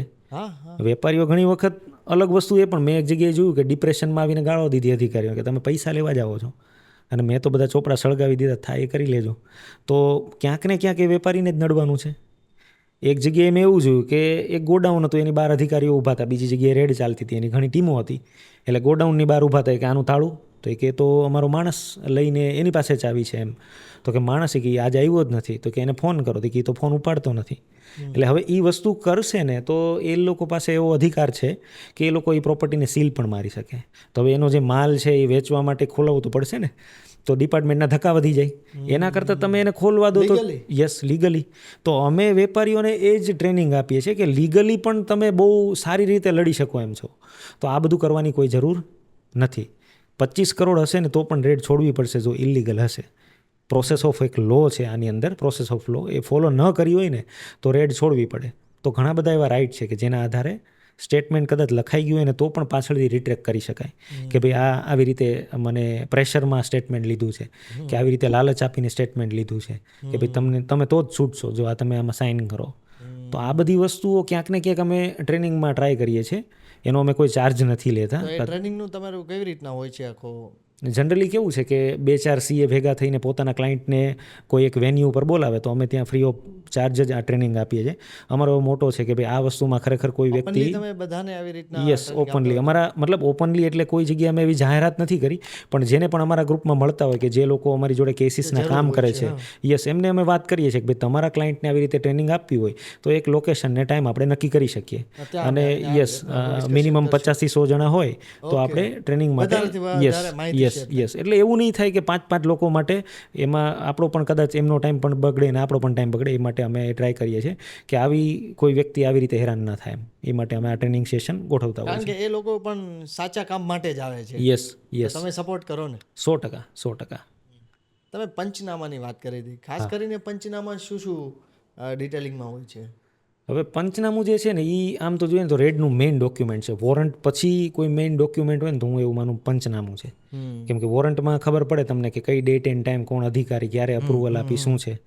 એવી રીતે પંચનામું જે છે ને એ આખી રેડની પ્રોસેસ એમાં એવી રીતે લખેલું હોય કે આ તારીખે આ જગ્યાએ અમે ગયા હતા, એમાં દરવાજો અમે નોક કર્યો તો આ વ્યક્તિ અમારી સામે આવ્યું, અમે એની ઓળખ માંગી તો એ કોણ હતું, પછી અમે અમારી ઓળખ આપી, અમે અમારી વ્યક્તિગત તપાસ કરવા માટે એમને ઓફર કરી, અમે અંદર ગયા તો દાબાથ ઉપર કયો ઓરડો હતો, એવી રીતે આખી જ ઇન્ફોર્મેશન ત્યાં અમને શું મળ્યું, પછી એનું ક્લેરિફિકેશન વેપારી અથવા તો એના માણસે શું આપ્યું, દરેક વસ્તુ ડિટેલમાં લખેલી હોય પંચનામામાં કે ભાઈ પહેલેથી છેલ્લે સુધી શું થયું. એમાં ઘણી વખત સાચી ખોટી વિગત પણ લખાઈ જાય છે અને સાઇન કરવામાં વેપારી વાંચતા નથી. તો વેપારી વાંચે એક વખત કે આખું પંચનામું શું છે યસ કે આની અંદર શું લખેલું છે. એમ પંચનામાની અંદર આખી પ્રોસેસ હોય, કંઈક ખોટું થયું હોય તો એ પણ લખાવી શકાય. ટ્રેનિંગમાં આ બધું પણ તમે ટ્રેનિંગનો પાર્ટ છે? યસ કે પંચનામું કોપી ફરજિયાત માંગો, પંચનામું જુઓ કે પહેલેથી છેલ્લે સુધી જે પ્રોસેસ ચાલી છે એ ઇન્ટેક્ટ એક્યુરેટ છે કે કંઈ એમાં ફેરફાર કરીને લખાણ થયેલું છે. કેમ કે પંચો ઘણી વખત કેવું છે કે ઇન્ફ્લુઅન્સમાં આવી જાય છે અને એને એવું થાય કે આ કાયદાકીય પ્રક્રિયા છે તો આપણે એમાં નડતર નથી થવું, તો એ આખું નથી વાંચતા અને એ સાઇન કરી દે છે. પણ ખરેખર વેપારીએ તો વાંચવું જોઈએ કે ભાઈ કાલ ઉઠીને મારે આને ઓબ્જેક્ટ કરવાનું થાય અને આગળ મારે બીજી પ્રોસેસ કરવી પડે, એના કરતાં આજે જ હું આમાં ચેન્જ કરાવું જો ખરેખર કંઈ ખોટું થયું છે તો. એટલે પંચનામાના આધારે આગળની પ્રક્રિયા બધી થવાની છે. એટલે પંચનામું તો એક મહત્વનું ડોક્યુમેન્ટ છે, તો એની કોપી લેવી જોઈએ અને ઇન્ટેક્ટ બનવું જોઈએ. એ એક વેપારીએ ખરેખર ધ્યાનમાં રાખવાની વાત છે. તો આ જે ફિલ્મોમાં જે ટાઈપની રેડો પડતી હોય છે યસ એ જ ટાઈપની રેડ પડતી હોય છે ખરા? આમ તો એ ટાઈપનું જ કહી શકાય, કેમ કે ઇન્ફોર્મેશન પણ અધિકારીઓ પાસે પૂરી હોય. માહોલ તો સિરિયસ એ ટાઈપનો 100%. 25-30 જણા સુધી ટીમ આવે છે અને સિક્યુરિટી પણ ફૂલ ટાઈટ હોય છે અને ઘણી વખત એવું લાગે કે અઘરું થશે તો એ લોકો પોલીસની પણ હેલ્પ લઈ શકે. તો માહોલ તો એવો જ હોય છે. તો આમાં ક્યારેક એવું હાલમાં પણ બનતું હોય છે ખરા જે ફ્રોડ રેડ પડતી હોય છે? એવું ફ્રોડ રેડ હજી પણ પડે છે અને કદાચ મને એવું લાગે એ અટકાવવી ઘણી અઘરી છે. કેમ કે રેડમાં વોરંટ ને ID કાર્ડ વેપારી જનરલી માંગતા હોય, તો એના આધારે ઘણી વખત ખબર નથી પડતી કે આ વોરંટ જે છે એ ફ્રોડ બનાવ્યો હોય કે આઈ કાર્ડ તો કોઈ પણ ફ્રોડ બનાવી શકે. એટલે આવી રેડો થાય ને ત્યારે ઘણી વખત વેપારીઓ સ્પોટ પેમેન્ટ કરી દે કે એને તો શું છે, એને પૈસા લઈને જવાના નથી. એમ કે 2 કરોડ છે, તમે 10 લાખમાં કરી નાખો, 20 લાખમાં કરી નાખો, તો વેપારીને શું થાય કે હું બચું છું, બાકી તો ટેક્સ ચોરી સામે 2 કરોડની છે. તો એ ફ્રોડ ઘણી વખત એમાં ફાવી જતા હોય. મેં તો એક કિસ્સામાં એવું જોયું કે વેપારી 1.5 વર્ષ સુધી ગાંધીનગર આંગળીયું કરતો હતો. હવે કોઈ ફ્રોડ વ્યક્તિ હતો, એ લોકો રેડમાં આવેલા અને એમણે એક પૈસા કમિટ કરેલા. આમણે કીધું કે મારી પાસે નથી, હું હપ્તે હપ્તે આપીશ. તો કે વાંધો નહીં, ગાંધીનગર હું બેસું છું, તમે મને ત્યાં આંગળીયું કરી દેજો. અને વેપારીને એટલું નોલેજ નહોતું કે મારા એરિયામાં જનરલી જે રેડ કરવા આવે મારા જ્યુરિસ્ડિક્શનના અધિકારી જ હોય, જનરલી ગાંધીનગરની કોઈ ટીમ ન આવે. હા, સિવાય કે કોઈ એવો એમને ઇન્ફોર્મેશન હોય ને ત્યાંથી આવવું પડે, વસ્તુ અલગ છે, અધરવાઇઝ ના આવે. એટલે એણે કંઈ તપાસ કર્યા વગર 1.5 વર્ષ સુધી પૈસા એમને ભરેલા. એટલે આમાં ઘણી વખત નાના માણસો શોષિત થતા હોય. ફ્રોડ ઘણા બધા હજી પણ આવે છે. ખ્યાલ ન હોય, yes yes yes yes yes aware ના હોય, અવેર ના હોય. તો કોઈ પણ એક રેડને તમે આખી બ્રેક પેલું કરી શકો, આખું કોઈ પણ એક રેડને? ઘણી બધી છે, પણ મતલબ એક મેં જોયું થોડુંક ડ્રામેટિક હતું. એ ડ્રામેટિક એમ હતું કે 5 માળનું આઈ થિંક ટેક્સટાઇલનું યુનિટ હતું, એક બિલ્ડિંગ હતું, એમાં રેડ થયેલી. અને ઇન્ટેન્શનલી વેપારીએ ટોપ ફ્લોર ઉપર ઓફિસ રાખેલી અને એમાં સર્વરને બધું ડોક્યુમેન્ટને ત્યાં જ રાખતા હતા. અને ત્યાં જવા માટે કાં તો સીડી કાં તો લિફ્ટ. સીડીમાં પહોંચવામાં ટાઈમ લાગે અને લિફ્ટ કાર્ડવાળી હતી, એમાં કોઈ બીજો વ્યક્તિ બહારનો આવીને જઈ ના શકે. એમ્પ્લોયી માટે તો દાદર જ હતા કે જેમાંથી એ લોકો અમુક મેઇન મેનેજમેન્ટના માણસો લિફ્ટથી જતા હતા. આ બધી ઇન્ફોર્મેશન અધિકારીઓ પાસે હતી. ત્યાંના જ એક એમ્પ્લોયી પાસેથી બધી એને ડિટેલ લીધેલી હતી કે ભાઈ ક્યાં માળે સર્વર રાખે છે, ડોક્યુમેન્ટ કયા કબાટમાં હોય છે, સેટ ક્યાં બેઠતા હોય છે, અને માળવાઇઝ બધી ડિટેલ હતી. એને એ પણ ખબર હતી કે નીચેથી કદાચ દોડીને 5મા માળે જઈએ તો કેટલો ટાઈમ લાગે, કેટલી સીડી છે, બધી જ ઇન્ફોર્મેશન હતી. આ આખું ડ્રામેટિક હતું. એ તો એ અધિકારીઓ જોડે અમે પછી લાઇઝનિંગમાં હતા એ આખા રેડની પ્રોસેસમાં, તો અમને આઈડિયા આવ્યો કે એમની પાસે શું ઇન્ફોર્મેશન હતી. તો આવી રીતે એ લોકો આવ્યા ત્યાં બધી ઇન્ફોર્મેશન સાથે, અને એક ટીમ સીધી ઉપર જતી રહી અને બાકીની જે 2-3 ટીમો હતી, 2-3 જણાવાળી, એ દરેક માળ ઉપર જતી રહી. નીચે સિક્યુરિટી ગાર્ડ જોડે આ થોડી રકઝક હતી, કેમ કે પૂછે તો ખરા એન્ટ્રી વખતે. તો ત્યારે વેપારીને ખબર પડી ગઈ કે કોઈ આવ્યું છે કે જે પેનેટ્રેટ કરે, એન્ટ્રી કરે છે આ રીતે, કદાચ કોઈ ડિપાર્ટમેન્ટમાંથી હોય. એટલે એણે શું કર્યું કે અમુક ડોક્યુમેન્ટને ફાઇલો હતી બારીથી પાછળ ફેંકી દીધું કે કોઈના હાથમાં જેટલું હાથમાં આવશે એટલું જ પકડાશે ને, હું બહાર નાખી દઉં એમ. તો એ બહાર નાખવા ગયો ને બહાર તો નાખી પણ દીધું એણે, પણ ત્યાં એમની અધિકારીની ઓલરેડી એક ટીમ હતી. આ થોડો અંદરનો એમ્પ્લોય હતો એટલે અમુક ઇન્ફોર્મેશન હતી કે વેપારી શું વિચારે છે, સેટ શું, કે ભાઈ આવું થાય તો શું કરવું, અમુક ચર્ચાઓ એને મગજમાં હશે. એટલે અને મેં ઘણી જગ્યાએ જોયું છે કે આવી રીતે એક ટીમ એક્ઝિટમાં હોય જ, કે ત્યાંથી કોઈ નીકળી ના જાય. 2 ડોર હોય ને તો પાછળના ડોરથી બી એ લોકો એન્ટ્રી કરે. એટલે આ લોકોને ચાન્સ જ નહીં મળે ક્યાંય ભાગવાનો, કેમ કે ઘણી જગ્યાએ ભાગી જાય છે માણસો કે વેપારી.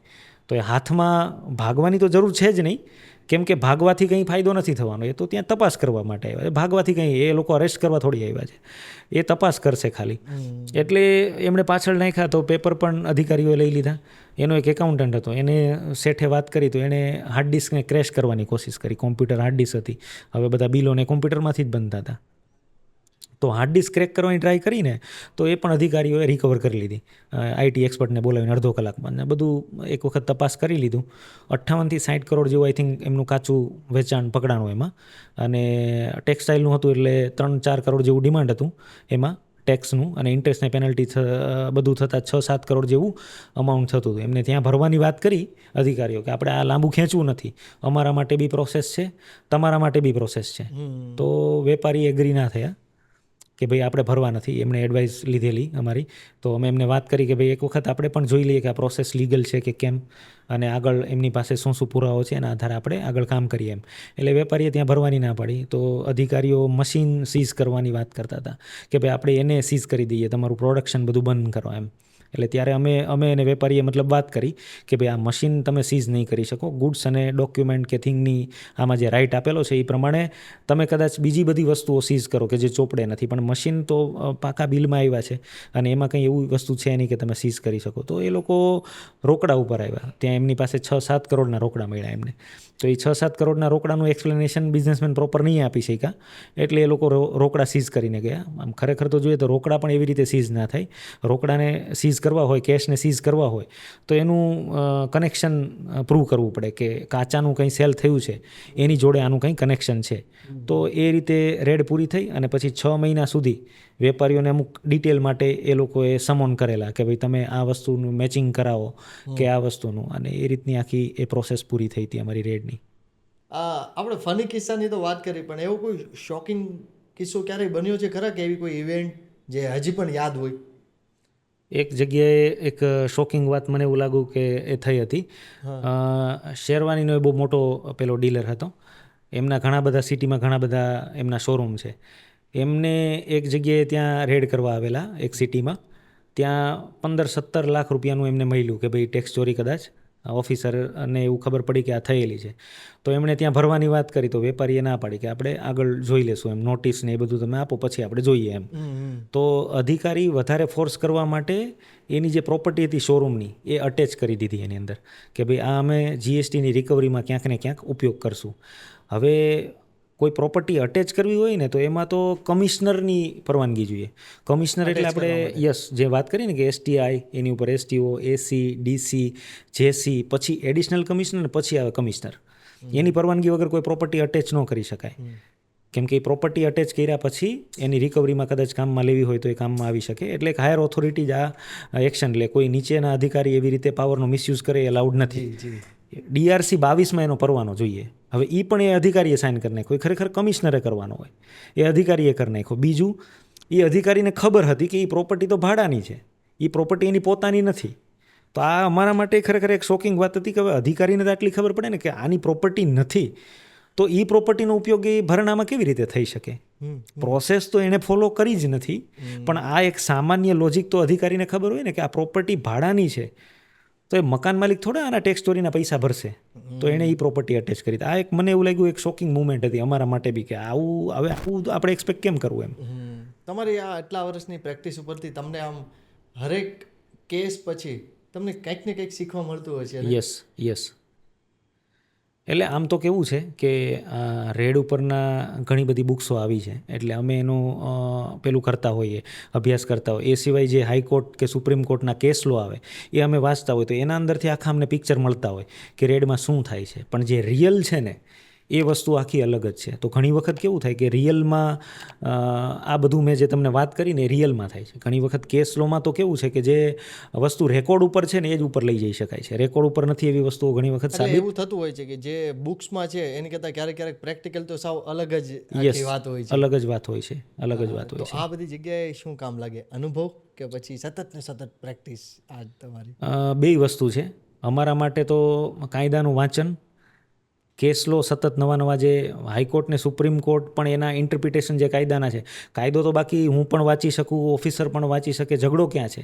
એના ઇન્ટરપ્રિટેશનમાં કે એના અનુવાદમાં જ ઝઘડો છે કે ભાઈ એ એમ કહે છે અહીંયા ભરવો પડે, હું એમ કહું છું અહીંયા ના ભરવો પડે. એટલે કેસ લો કોર્ટમાં જતા હોય તો ત્યારે કોર્ટના પણ અમુક જજમેન્ટ આવતા હોય કે એનું આ જજમેન્ટ છે કે આવા કિસ્સામાં ભરવું પડે કે નહીં ભરવું પડે. તો એ પણ અમારે સતત વાંચવા પડે અને એક્સપિરિયન્સીસમાંથી અમારે શીખવું પણ પડે, કેમ કે માણસો જોડે કામ કરવાનું છે. કાયદો તો છે જ, પણ કાયદો લઈને આવે છે એક માણસ, અને કાયદાનું પાલન પણ કરાવવાનું છે એક માણસ પાસે. એટલે ત્યાં પ્રેક્ટિકલ એપ્રોચ જ કામમાં લાગે. તો તમને જ્યારે કોઈ પણ લોકો કન્સલ્ટ કરતા હોય છે ત્યારે તમે શું ધ્યાનમાં રાખો અને પછી કેસ હેન્ડલ કરતા હો છો? અમે જનરલી કોઈ બી આવા કેસીસ આવે ને તો અમે જેન્યુનનેસ પહેલાં જોઈએ કે આમાં જેન્યુનનેસ કેટલી છે. ખરેખર કેસમાં વેપારીને ક્યાંય બચાવી શકાય એમ છે? જો બચાવી ન શકાય એમ હોય તો અમે એમને ક્લિયર કહીએ કે તમારી પાસે આ રસ્તાઓ છે ભરવાના, કે કઈ જગ્યાએ કેટલું ભરવાનું આવશે. ઘણી વખત એવું થાય કે ભરનું પણ ફિક્સ થઈ જાય કે આ ભરવા જ પડશે. તો પછી ઘણી વખત ગવર્મેન્ટ સ્કીમની લાભ જોતા હોય, ગવર્મેન્ટ સ્કીમના લાભની રાહ જોતા હોઈએ કે ભાઈ ગવર્મેન્ટ સ્કીમ કોઈ આવશે તો ઇન્ટરેસ્ટ ને પેનલ્ટીમાં તમને માફી મળી જાય અને કદાચ ટેક્સ ભરવો પડે. ઘણી વખત એવું જોવા મળે 5-7 વર્ષનું ભરણું હોય ને તો 1 કરોડનો ટેક્સ હોય તો સામે 1 કરોડની ઇન્ટરેસ્ટ ને પેનલ્ટી હોય.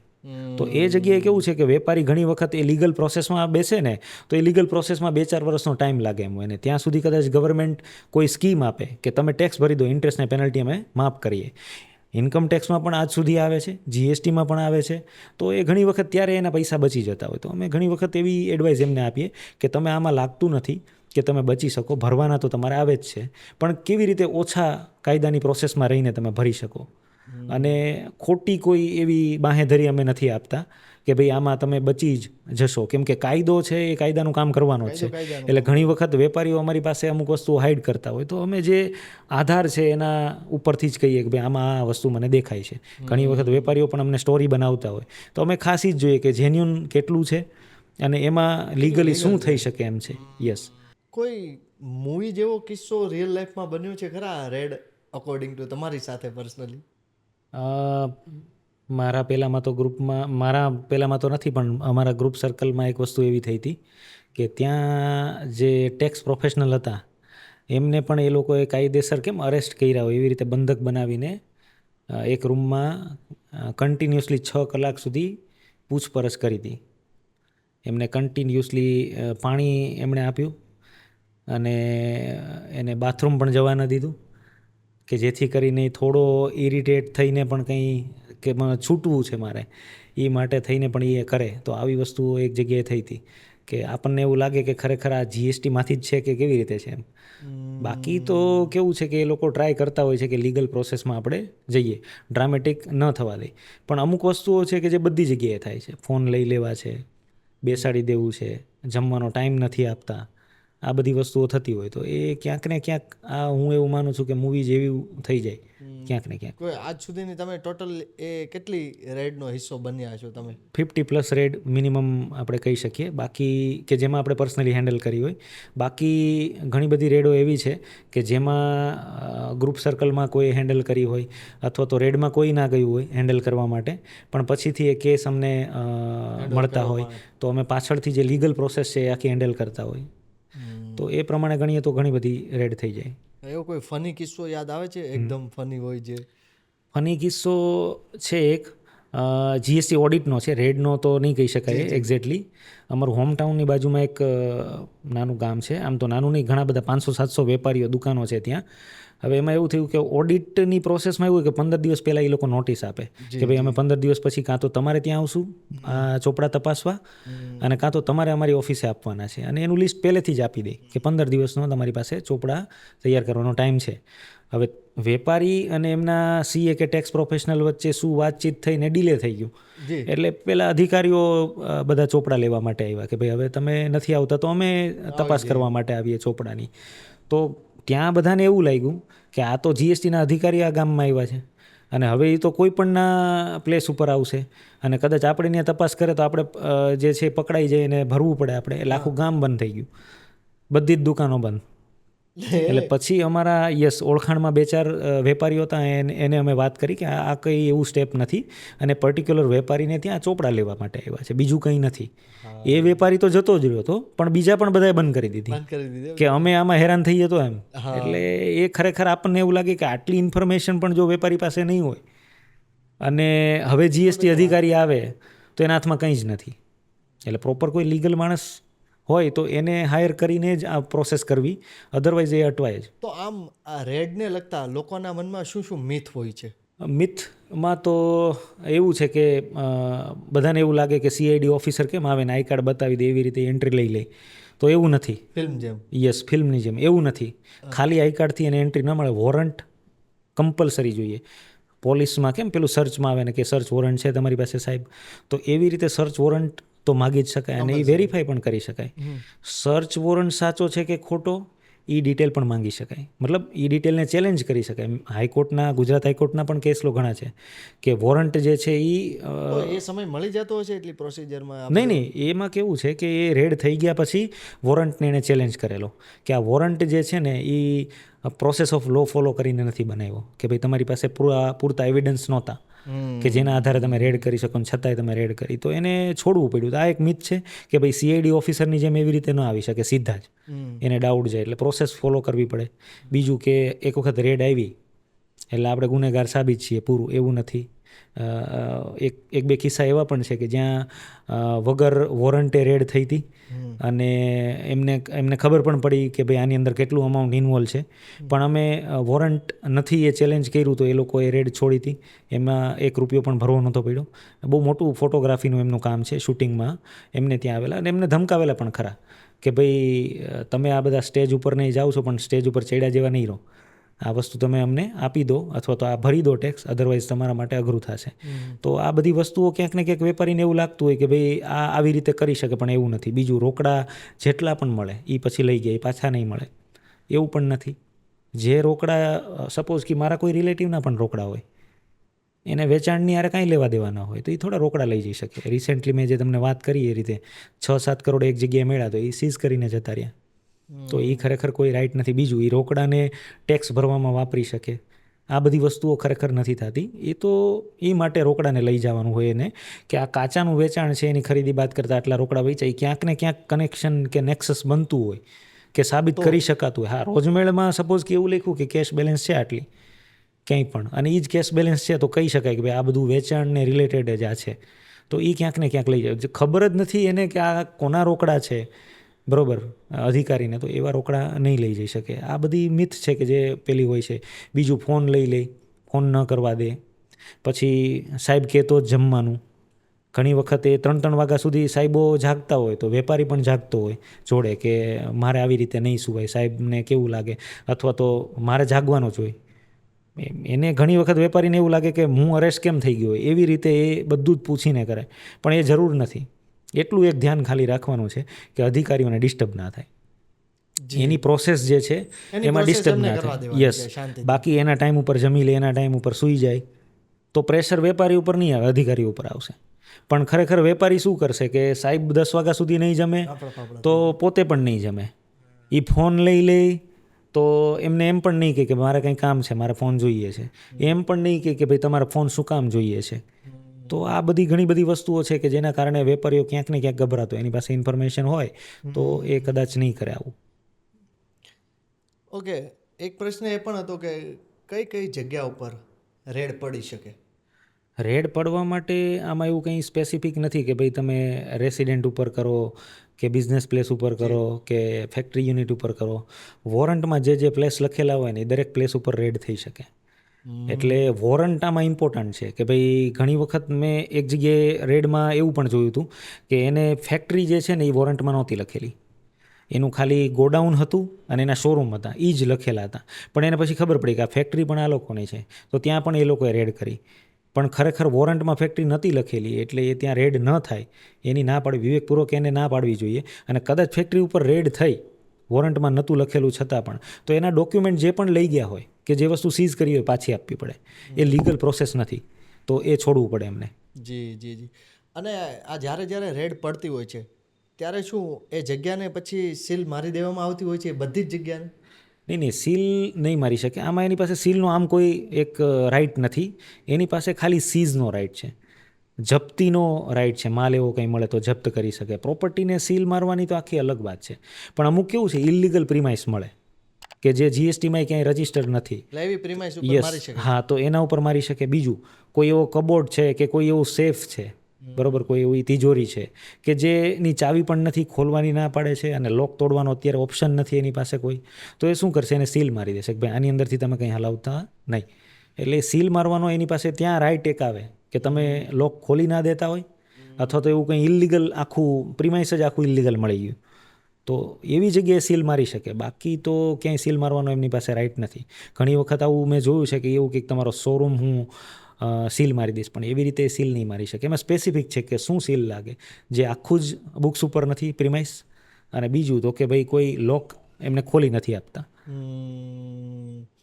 ઓકે, તો એક પ્રશ્ન એવો પણ હતો કે જ્યારે આ ટાઈપનું રેડ પડતી હોય છે, યસ, ત્યારે શું એ લીગલી સીએની એડવાઇસ લઈ શકતા હોય છે ખરા ઓન રેડ દરમિયાન? હા, લઈ શકવામાં એવું છે કે ઘણી જગ્યાએ મેં જોયું છે, ઇવન અમે પણ એ અનુભવેલું છે કે વેપારી ત્યાં ના હોય અને સીએ જાય તો એમને ના પાડે કે ભાઈ તમે નહીં આવો. વેપારી હોય તો પણ એમ કહે કે ભાઈ અમારે જરૂર હશે તો બોલાવો. અધિકારીઓ આવું કહે કે અમારે તમારી જરૂર હશે તો અમે તમને બોલાવશું, બાકી તમારી કોઈ જરૂર નથી.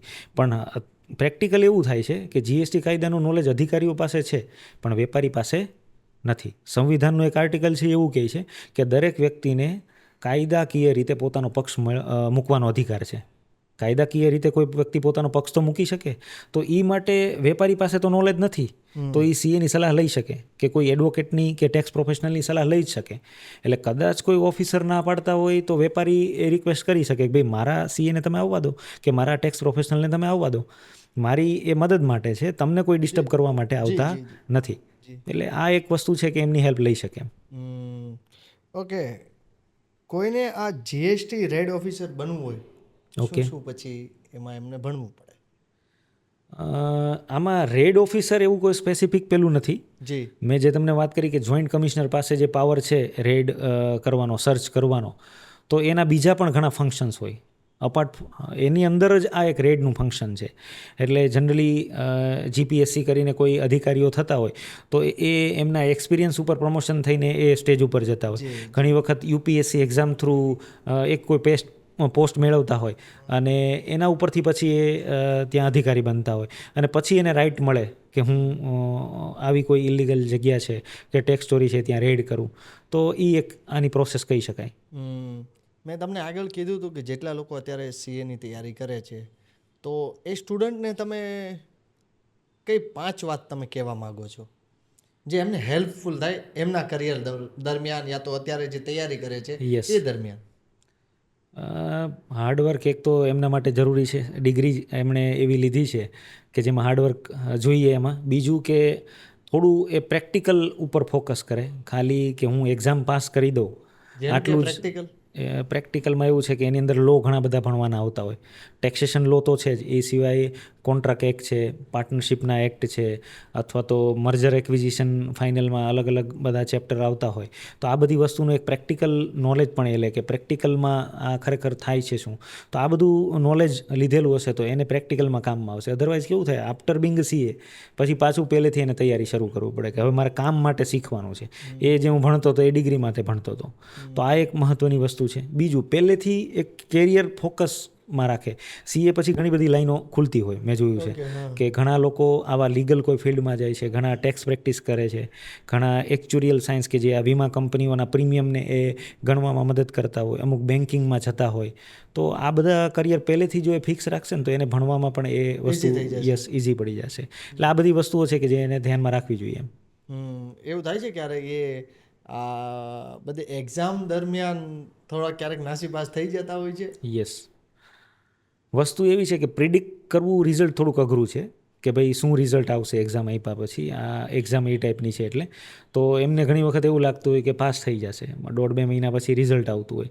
ઘણી વખત ઘરે પણ એવું હોય કે ભાઈ આ પાસ થઈ જશે કે નહીં થઈ જાય. યસ. હા, તો પેલો ભાઈ કહી દે કે હું તો પાસ થઈ જાય, પેપર સારા ગયા છે. પછી રિઝલ્ટ એવું આવે અને બીજી ત્રીજી વખત ફેલ થયો એટલે એને એમ થાય કે 6 મહિને આ એક્ઝામ આવે છે એટલે 1.5-2 વર્ષ તો મેં આ પર્ટિક્યુલર સ્ટેજમાં બગાડી નાખ્યા. તો આ કેટલું લાંબુ ચાલશે. ઘણી વખત નીચેના સ્ટેજ ઉપર વધારે ફેલ થાય તો લોકો સીએ છોડી દે છે કે ભાઈ હું અત્યારે પાસ નથી થતો તો ફાઇનલમાં કેવી રીતે પાસ થવાનો. તો આ બધા ફેક્ટર છે કે ત્યારે એને થોડું સ્થિર રહેવું પડે એમ.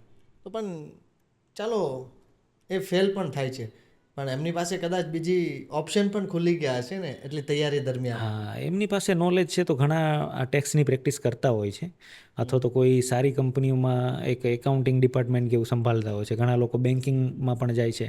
ઘણા લોકો ફાઇનાન્સના કામો, લોન્સને રિલેટેડ, કેમ કે બેલેન્સ શીટને એ બધી એને ખબર હોય તો એ બધા ઓપ્શન્સ હોય જ છે. પણ હું તો એવું માનું છું કદાચ 5 વર્ષ લાગે, 7 વર્ષ લાગે કે 10 વર્ષ ડેડિકેશનથી કરે એટલે કમ્પ્લીટ થઈ જાય અને કમ્પ્લીટ કરવું જ જોઈએ. મારા પોડકાસ્ટના અંત તરફ થોડું જવું છે. ઓકે. અને ખાસ એક વાત કરવી છે કે હાલના જેટલા યુથ છે, ઓકે, નવા જેટલા ટ્રેડર છે, ઓકે, કોઈ તમે ટિપ્સ આપવા માંગો છો? યુથને તો એક જ આપણે ટિપ્સ આપી શકીએ કે ગોલ બનાવો. જી. કેમ કે બધાને આજે એવું છે કે મારે કોઈ મોટો માણસ બનવું છે, પણ કેવી રીતે અથવા તો કયા ફિલ્ડમાં બનવું છે એ કન્ફર્મ યસ છે ખાલી. બનવું છે એ કન્ફર્મ છે. કેમ કે એવું જો કે કોઈ મર્સિડીઝ લઈને નીકળે છે, કોઈ BMW લઈને નીકળે છે તો એને એવું થાય કે મારે પણ આવું કંઈ બનવું છે એમ. કેમ કે આજે એને રિલેટેડ જ બધા વિચારે છે પણ કેવી રીતે બનવું છે એ નથી. અને એનાથી પણ કદાચ હાયર ગોલ વિશેનું વિચારે કે કદાચ સમાજ માટે કે દેશ માટે કામે લાગવું છે તો એ વસ્તુ માટે પણ એક મોટો માણસ હોય તો જ એ બધું કરી શકે. તો એ બધા ગોલ પહેલેથી ફિક્સ રાખીને ક્લિયર પાથ બનાવે અને થોડુંક આ સોશિયલ મીડિયાનું ડિસ્ટ્રેક્શન હટાવે તો આઈ થિંક મને એવું લાગે એને હેલ્પફુલ થશે એમ. અને ખાસ કરીને ટ્રેડર માટે જો વાત કરવી હોય તો? ટ્રેડર માટે તો 2-3 એવી સલાહો છે કે જે મને એવું લાગે. પ્લીઝ. કેમ કે અત્યારે ઘણી વખત બિઝનેસમેન કેવું છે કે એના માટે કોસ્ટિંગ મેઇન હોય કે જેટલું મને સસ્તું પડશે ને એટલું મારે નફો વધશે. તો એ માલમાં કરે એ યોગ્ય છે કદાચ કે ભાઈ મને ક્યાંક સેમ માલ સસ્તામાં મળી જાય. પણ આ સર્વિસીસમાં જે કરે છે પર્ટિક્યુલર આ એકાઉન્ટિંગ કે ટેક્સેશન ફિલ્ડમાં તો એ સસ્તું કામ કરવાની લાલચમાં કોઈ એવા વ્યક્તિને પકડી લે કે જે પ્રોપર કમ્પ્લાયન્સ નથી કરી શકતો. તો એના કારણે ક્યાંક ને ક્યાંક એ ફસાય છે.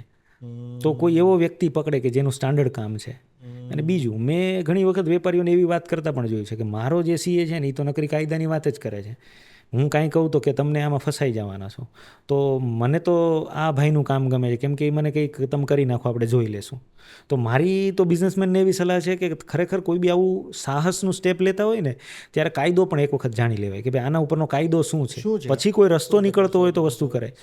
ફોર એક્ઝામ્પલ કોઈ મને એવું કહે કે ભાઈ સાહેબ આપણે બેંકમાં 30 લાખ રૂપિયા નાખવા છે રોકડા, તો નાખી શકાય? તો હું કદાચ એને 5 વાતો કહું. તમારા ચોપડામાં રોકડા બોલતા હોય તો નાખી શકાય, અથવા તો તમારી પાસે કોઈ વેચાણના રોકડા આપ્યા હોય તો નાખી શકાય. અને કોઈ એને એમ કહી દે કે નાખી દો, આપણે જોઈએ, એવું કાંઈ થશે તો આપણે જોઈ લેશું. તો ભાઈ જોઈ લેવાવાળાને જ જોયું નથી કે કેવી રીતે કરશું.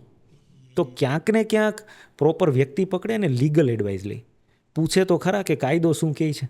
પછી ભલે એને સાહસ કરવું તો એને ખબર હોય ને કે ભાઈ આમાં રેપ્લિકેશન શું છે, કે આમાં મને શું રિસ્ક આવવાનું છે. તો ખાસ એ ટ્રેડર ખાલી બિઝનેસને જ નહીં જોવે, આ ટેક્સેશનને એકાઉન્ટ પણ એક વખત જોવે કે ભાઈ હું કેવા વ્યક્તિને આપું છું અને હું દરેક વસ્તુ પૂછું. તો મને પણ over a period of time જ્યારે હું મોટો બિઝનેસમેન બનું ત્યારે મને બધી ખબર હોય.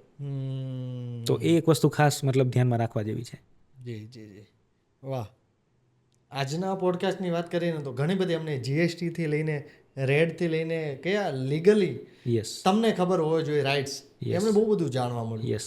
તો વન્સ અગેન મારા વતી, મારી આખી એન્ટાયર ટીમ વતી અને જેટલા પણ લોકો અત્યારે તમને જોઈ રહ્યા છે ઓકે. એ બધા વતી તીર્થરાજ ખૂબ ખૂબ ખૂબ તમારો આભાર કે તમે આવ્યા અને એટલી મસ્ત મજાની માહિતી શેર કરી. એ બદલ તમારો ખૂબ ખૂબ આભાર. Thank you.